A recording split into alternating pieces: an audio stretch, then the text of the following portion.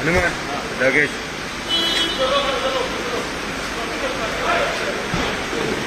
Sir sir good morning. Good morning. Good morning. एक साईडचा trip तुम्ही दिल्लीच्यान परत आयले किती जाण जाल्ली तुमची मिटींग आनी खंयचे खंयचे लिडरांक मेळ्ळे इलेक्शनाच्या संदर्भात मिटींग आशिल्ली.